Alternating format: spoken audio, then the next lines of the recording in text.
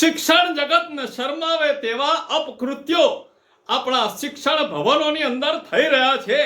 આ એક ખૂબ જ શરમજનક વાત છે, જેની અંદર શિક્ષકો ઘણી વખતે વિદ્યાર્થીઓને ટ્યુશનના બાના હેઠળ અથવા તો તેના ચેપ્ટર શીખવાના બાના હેઠળ કંઈક ને કંઈક અડપલા કરતા હોય છે, અપકૃત્યો કરતા હોય છે, અને કંઈ ના ચાલે તો છેવટે નપાસ કરવાના બાના હેઠળ તેનું શોષણ કરતા હોય છે. આવા કિસ્સા તો આપણે ખૂબ જ સાંભળ્યા હશે ને જોયા પણ હશે, પરંતુ આ કિસ્સો એવો નથી. આ કિસ્સો કંઈક અલગ જ છે.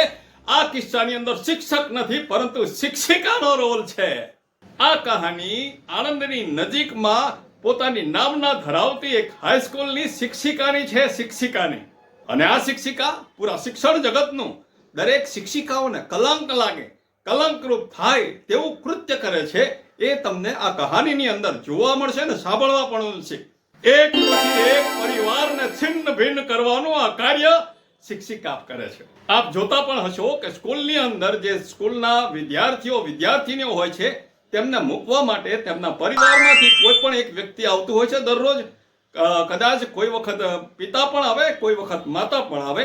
તો આ સ્કૂલની અંદર રોજે રોજ એક પિતાશ્રી તેની દીકરીને મૂકવા માટે આ સ્કૂલમાં જતા હતા, અને આ શિક્ષિકાની નજર આ દીકરીના પિતાશ્રી ઉપર પડતા એણે પ્રેમ વરસાવવાનો શરૂ કર્યો, અને ધીમે ધીમે શરૂ કર્યું પોતાનું નાટક. આ જે વિદ્યાર્થીની છે એ વિદ્યાર્થીનીના ઘરે એન કેન પ્રકારે કોઈ પણ બાના હેઠળ ક્યારે ને ક્યારે જવા આવવાનું વિદ્યાર્થીની ત્યાં આ શિક્ષિકાએ શરૂ કરી દીધું. વાર તહેવાર અને બર્થડે ઉપર જવું, મોટી મોટી ને મોંઘી મોંઘી ગિફ્ટો આપતી, કોઈ ને કોઈ બહાના હેઠળ ઘરે જવું.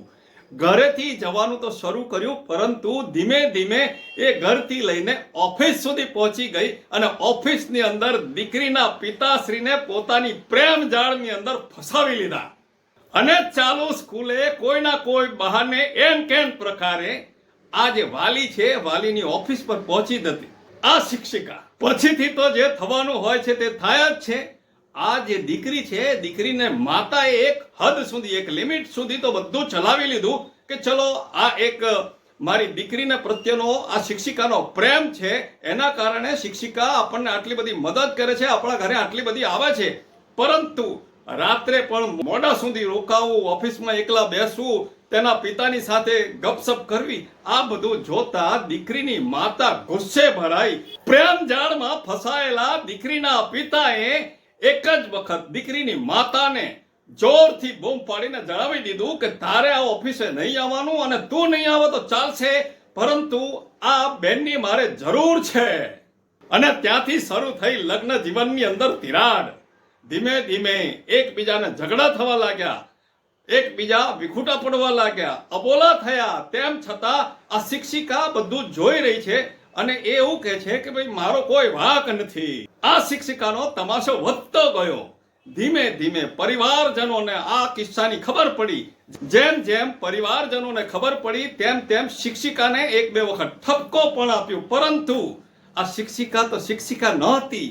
દિવસે ને દિવસે છિન્ન ભિન્ન થતા આ પરિવારને શિક્ષિકા પોતાના હસ્તે મુખે જોઈ રહી અને પોતાના અપકૃત્યો કરતી રહી. ખરેખર જો સારા ઘરની આ દીકરી હોત ને તો એને જ્યારે ખબર પડે કે મારા કારણે કોઈ પરિવાર વિખૂટું પડી રહ્યું છે, તો એ ત્યાં એ જ દિવસે કહી દો મારાથી કઈ ભૂલ થઈ ગઈ છે, તમારો પરિવાર મારા કારણે વિખૂટો પડે છે, હવે આજથી હું તમારા ત્યાં નહીં આવું. પરંતુ આ તો શિકાર કરેલો છે, એ શિકારને કોણ જવા દે? આ છિન્ન ભિન્ન થતા પરિવારના જે વડીલો છે, વડીલો અને તેમના મિત્રો આ સ્કૂલની અંદર ત્યાં આગળ રજૂઆત કરવા ગયા. આ તમારી જે શિક્ષિકા છે એ શિક્ષિકાને તમારા સ્કૂલના વિદ્યાર્થીનીઓના ઘર સુધી જવાનું બંધ કરાવો. સંચાલકે એક દિવસ પૂરતું તો આશ્વાસન આપી દીધું કે હું એમને જણાવી દઈશ અને તમારે ત્યાં આવતા બંધ થઈ જશે, અથવા તો અમે સ્કૂલમાંથી બંધ કરી દઈશું. પરંતુ અમને જાણવા મળ્યું કે સંચાલક ખુદ ફસાયેલા છે. ભાઈ, એ અમને તો શું છોડાવશે, એ પોતે ફસાઈ ગયેલા છે. તો આવી શિક્ષિકાઓ પોતાની સ્કૂલની અંદર આવતા વિદ્યાર્થીનીઓ અને વિદ્યાર્થીનીઓને શું શિક્ષણ આપતા હશે? જ્યાં પોતાનામાં સંસ્કારનું એક બુંદ પણ ના હોય એવી શિક્ષિકા વિદ્યાર્થીનીઓને શું શીખવે?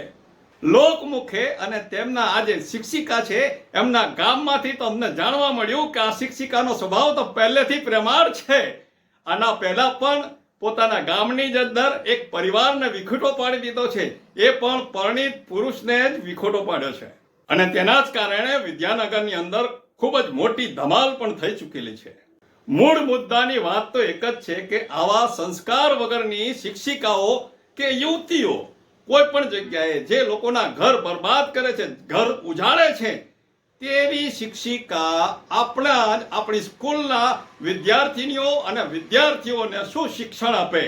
જ્યારે પોતાનામાં જ સંસ્કાર ના હોય તો એ શિક્ષિકા સંસ્કારનું સિંચન શું કરે? આવી યુવતીઓ, આવી શિક્ષિકાઓ પોતે તો બદનામ થાય છે, પરંતુ પોતાના શિક્ષણ જગતને બદનામ કરે છે, શિક્ષિકાઓને બદનામ કરે છે, પોતાની સ્કૂલને બદનામ કરે છે. તો શું કરવાનું?